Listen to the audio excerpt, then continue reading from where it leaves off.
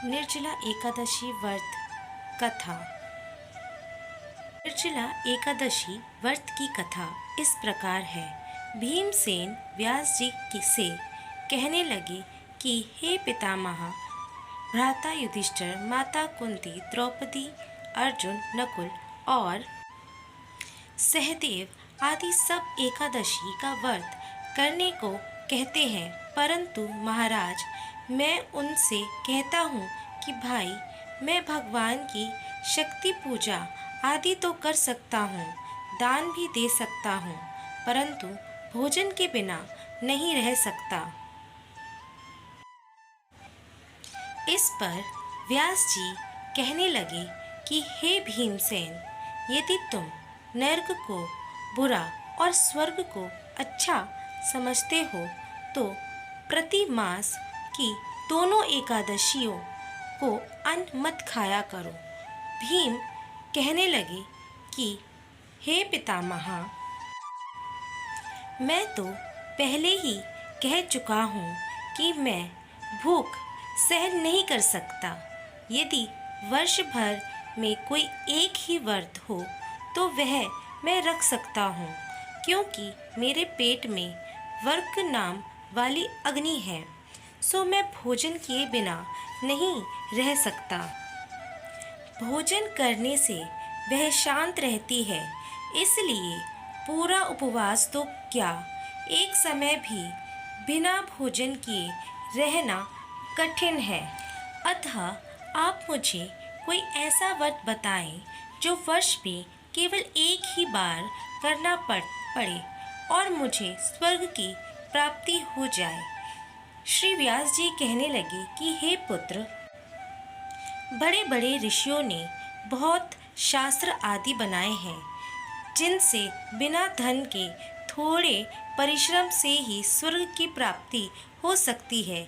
इसी प्रकार शास्त्रों में दोनों पक्षों की एकादशी का व्रत मुक्ति के लिए रखा जाता है। व्यास जी के वचन सुनकर भीमसेन नरक में जाने के नाम से भयभीत हो गए और काँप कर कहने लगे कि अब क्या करूं? मास में 2 व्रत तो मैं नहीं रख सकता। हाँ, वर्ष में एक व्रत करने का प्रयत्न अवश्य कर सकता हूँ। अतः वर्ष में एक दिन व्रत करने से यदि मेरी मुक्ति हो जाए तो ऐसा कोई व्रत बताएं। यह सुनकर व्यास जी कहने लगे कि वृषभ और मिथुन की संक्रांति के बीच ज्येष्ठ माह के शुक्ल पक्ष की जो एकादशी आती है उसका नाम निर्जला है। तुम उस एकादशी का व्रत करो। इस एकादशी के व्रत में स्नान और आचमन के सिवाय जल वर्जित है। आचमन में 6 मास से अधिक जल नहीं होना चाहिए, अन्यथा वह मद्यपान के सदृश हो जाता है। इस दिन भोजन नहीं करना चाहिए, क्योंकि भोजन करने से व्रत नष्ट हो जाता है।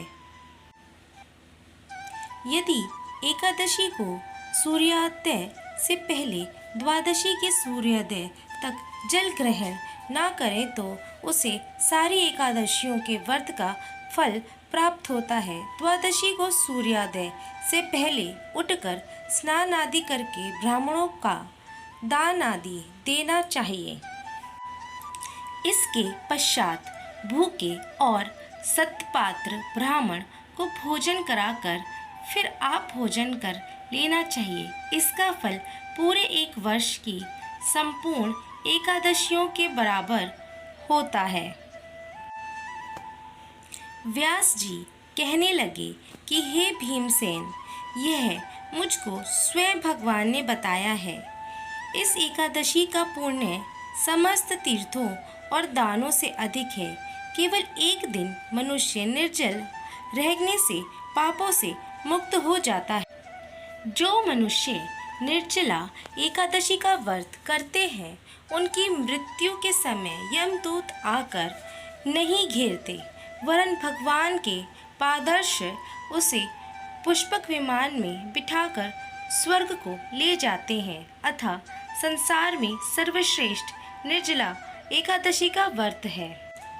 इसलिए यत्न के साथ इस व्रत को करना चाहिए।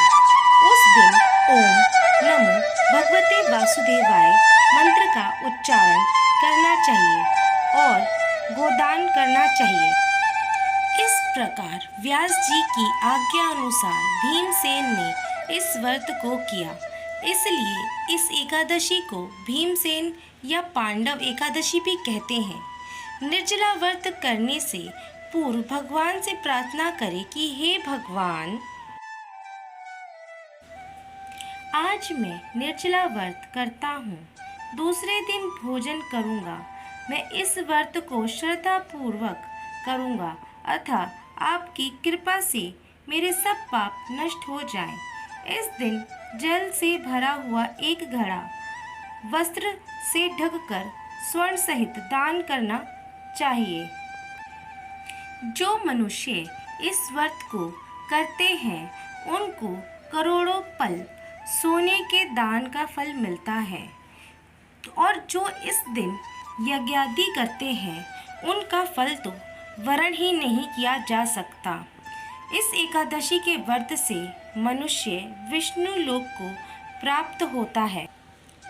जो मनुष्य इस दिन अन्न खाते हैं वे चंडाल के समान हैं। वे अंत में नरक में जाते हैं। जिनसे निर्जला एकादशी का व्रत किया है वे चाहे ब्रह्म हत्यारा हो, मदिरा पान करता हो, चोरी ही की हो या गुरु के साथ द्वेष किया हो, मगर इस व्रत के प्रभाव से स्वर्ग जाता है।